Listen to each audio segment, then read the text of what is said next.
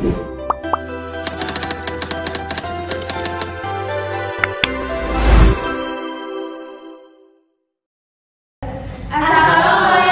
warahmatullahi wabarakatuh. Percetakan kami dari kelompok 7 akan memaparkan materi analisis resiko kredit pada bank komersial Bank BRI cabang Parepare. Sebelumnya, terima kasih kepada Ibu Siti Nur Adiawati selaku dosen penempuh mata kuliah Bank Risk Management. Sebelum masuk ke materinya, tak kenal maka tak sayang, perkenalkan nama saya Fadisya Putri. Nama saya Mas Agus Jakarta Pertama. Nama saya Astabal Widya Pramesti. Nama saya Erjaita Silai. Langsung aja kita masuk ke videonya.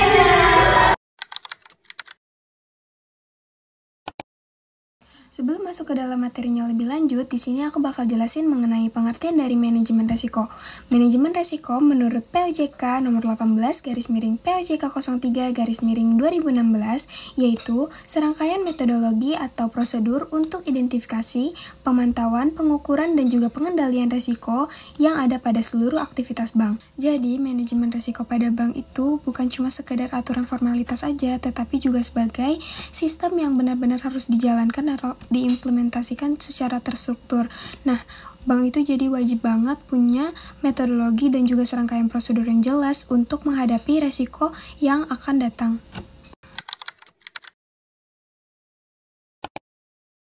Nah, di sini juga aku bakal membahas pentingnya manajemen risiko pada perbankan. Jadi yang pertama yaitu ada mengurangi potensi kerugian dan juga kredit macet. Bank di sini juga dapat dengan cermat mengukur kelayakan kredit, memantau debitur, dan juga mengantisipasi kemungkinan adanya gagal bayar. Hal ini juga membantu bank dalam menekan angka kredit macet atau NPL. Yang kedua yaitu menjaga stabilitas operasi dan juga keuangan bank. Karena resiko pada bank itu nggak muncul pada kredit aja, tetapi juga pada pasar, pada operasional, dan juga pada likuiditas. Nah, manajemen resiko ini membantu bank untuk beroperasi secara lancar, terus menjaga arus kas mereka tetap stabil, dan lain-lain. Yang ketiga adalah melindungi aset, reputasi, dan juga kepercayaan publik. Bank adalah suatu lembaga yang berorientasi pada kepercayaan publik. Kesalahan sedikit bisa berakibat fatal pada reputasi dan juga aset mereka.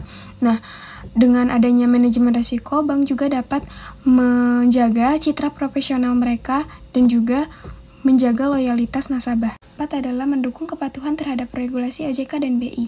Nah, penerapan manajemen yang konsisten membuat bank itu patuh terhadap aturan tersebut, terus menghindari sanksi, dan juga sekaligus dapat memperkuat posisi bank dalam sistem keuangan nasional.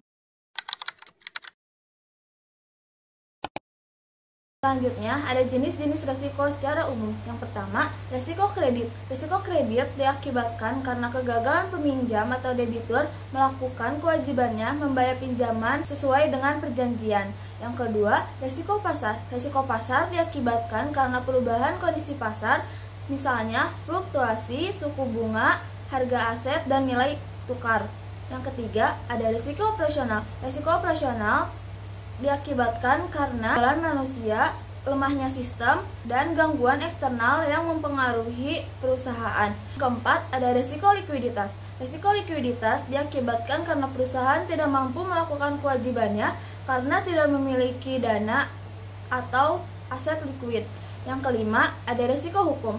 Resiko hukum diakibatkan karena perusahaan melanggar hukum atau aturan dan kontrak hukum. 6. Ada resiko reputasi. Resiko reputasi diakibatkan karena hilangnya kepercayaan pelanggan akibat skandal, isu negatif, pelayanan yang buruk, atau postingan yang mengganggu citra perusahaan.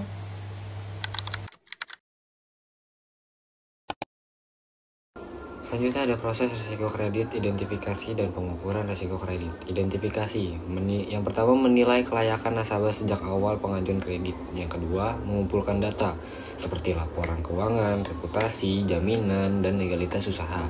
Yang ketiga, mengenali potensi gagal bayar faktor internal dan eksternal. Selanjutnya ada pengukuran. Yang pertama ada karakter, yaitu sifat dan reputasi, capacity, kemampuan bayar dan arus kas, kapital, modal yang dimiliki debitur, kolateral, jaminan yang diserahkan, kondisi ekonomi dan industri.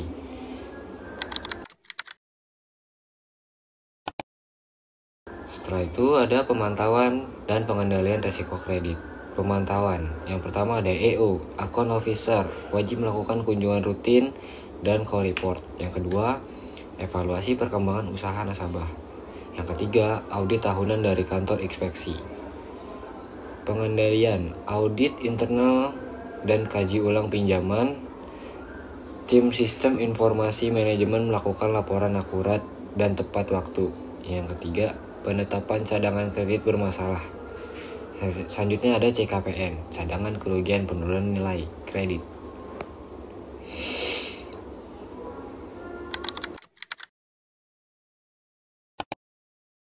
Halo semuanya, hari ini kita belajar tentang analisis resiko kredit pada bank komersial.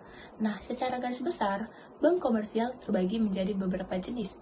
Ada bank milik negara, bank swasta, bank pembangunan daerah, hingga bank asing. Nah, bank milik negara itu terbagi menjadi beberapa jenis. Ada bank BNI, ada bank BRI, bank BCA, hingga bank Mandiri.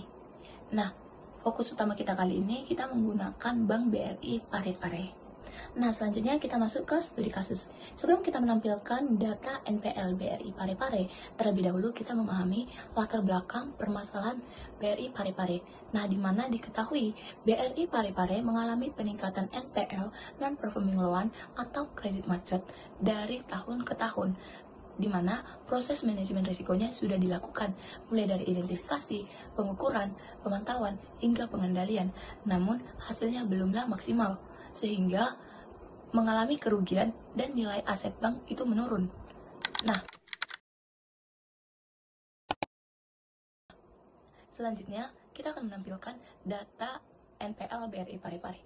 Nah, diketahui dari kedua data di atas, BRI Parepare mengalami peningkatan dari tahun 2017 hingga 2019, di mana tahun 2017 mengalami peningkatan sebesar 4,80%. Pada tahun 2018 mengalami peningkatan 5,16%, dan pada tahun 2019 mengalami peningkatan 5,93%.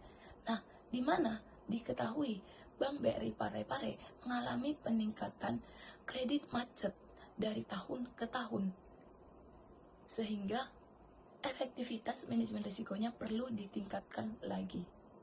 Nah, selanjutnya kita akan memahami permasalahan utama dari BRI Parepare.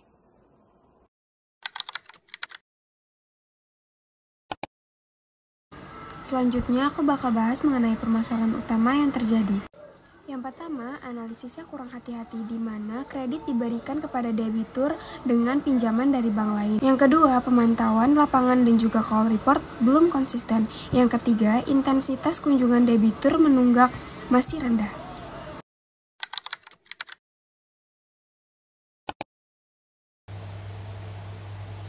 Selanjutnya, ada langkah-langkah kebijakan pengendalian risiko di Bank BRI. Yang pertama, mengecek latar belakang dan kemampuan bayar nasabah sebelum memberikan pinjaman. Yang kedua, petugas rutin datang ke usaha debitur untuk memastikan usaha tetap berjalan. Yang ketiga, data kredit dipantau melalui sistem online BRI.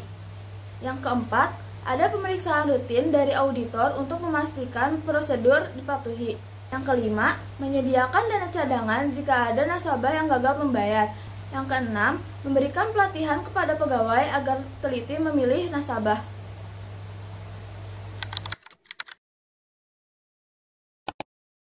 Efektivitas manajemen risiko bank, yaitu Bank BRI. Proses manajemen risiko sudah diterapkan, tetapi belum efektif.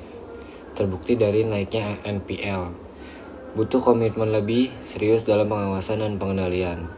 Solusi yang dapat dilakukan yaitu dengan menambah staf khusus risiko, perketat analisis kredit, tingkatkan kunjungan lapangan, modernisasi sistem informasi.